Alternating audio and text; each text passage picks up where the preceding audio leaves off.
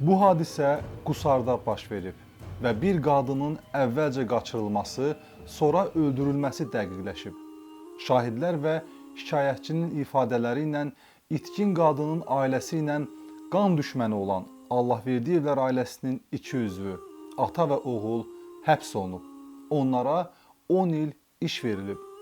Ata və oğlun 5 il həbs yatdıqdan sonra bəlli olub ki, əslində onların bu işdə zərrə qədər də günahları yoxdur. Qatilin kimliyi bəlli olanda isə hər kəs şoka düşüb. Bura TV 11, adım Sərdar Amindir. Başlayaq. Tikinti işi görənlərin diqqətinə tikintidə əl əməyini yüngülləşdirən inqilabi bir aləti təqdim edirik. Fiksator.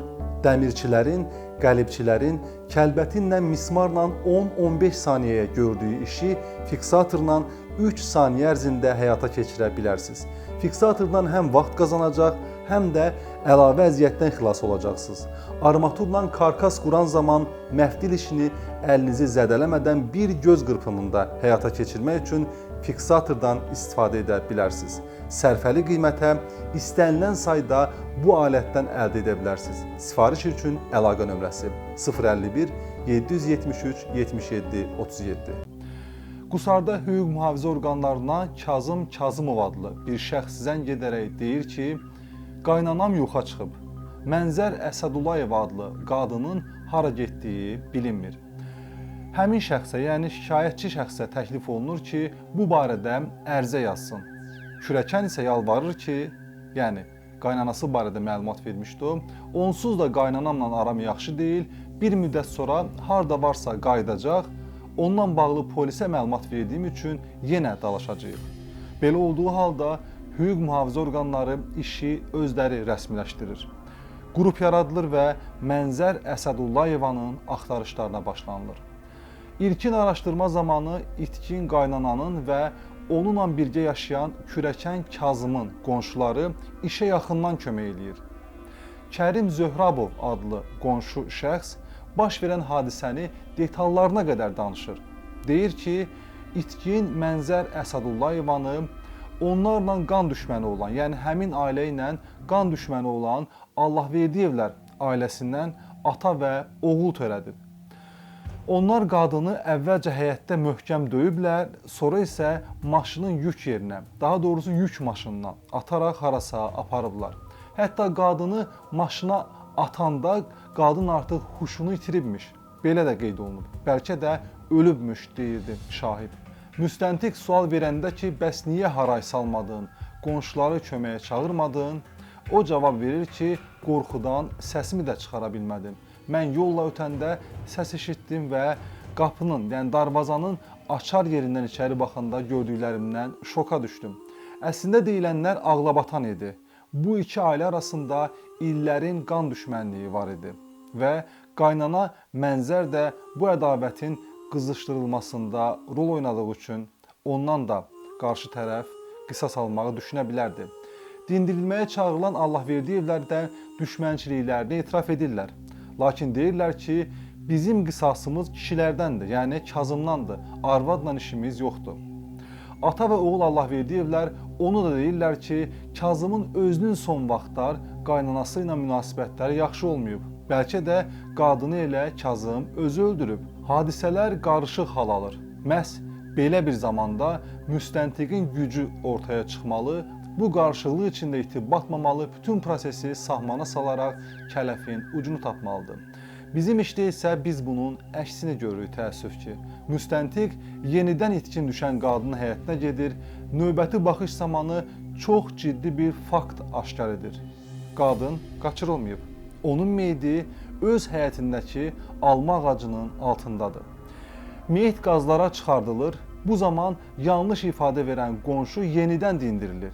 Qonşu Kərim Zöhrabov deyir ki, valla mən onun döyülməsini, huşunu itirməsini və meyidinin də maşına qoyulmasını görmüşəm. Sonra qorxudan qaçaraq oradan getdim. Gerisindən xəbərim yoxdur.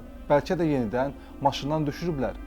Kürəkən Kazım Kazımov isə deyir ki, Allahverdiyevlər bizim evdə olmamağımızdan istifadə edərək meyidi bizim həyətdə bastırıblar ki, istintaqa da yön verərək şübhələri mənim üstümə yönləndirsinlər. Meyidin mənim həyətimdə olması da Allahverdiyevlərin tələsidir. Əslində qonşu Kərimin də, kürəkən Kazımın da dediklərində bəzi haqlı detallar var idi. Çünki qonşunun döyülmə anı ilə bağlı təsvirlər tam yerinə otururdu. O qapının açar deşiyindən gördüyünü dediyi döyülmə anı, qadının bədəninin hansı yerlərinə zərbələr endirilməsi ilə bağlı məqamlar dəqiq idi.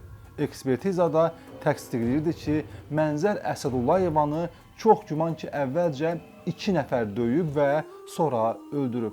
Beləliklə, qan düşmənçiliyi olan Allahverdiyevlər ailəsi tamamilə şübhə altına düşür. Onların gözlərinin yaşına baxmayaraq istintaq bitir, məhkəmədə ata və oğlun hərəsinə nə az nə çox 10 il iş verilir. Həbs olunan şəxslər və onların yaxınları təbii ki, yerində oturmurlar. Kremlə, hətta Leninin mavzeliyinə belə şikayət məktubu yazırlar ki, bu şəxslər günahsız yerə həbs yatırlar. Lakin onlar məktubları sıraladıqca illər də sıralanır. Ata və oğul Allahverdiyevlər Allahın verdiyi ömürlərinin düz 5 ilini həbsxanada keçirirlər. Nəhayət ki, 5 il sonra Ali Məhkəmə qərarlardan Azərbaycan SSR Ali Məhkəməsinin rəyasət heyətinə protest verir. Allahverdiyevlər haqqında ibtidai və məhkəmə istintaqlarının naqis və birtərəfli keçirilməsi göstərilməklə işin əlavə istintaqa qaytarılması istənilir. Sonralar hüquq mühafizə sahəsində xüsusi ad-san qazanmış.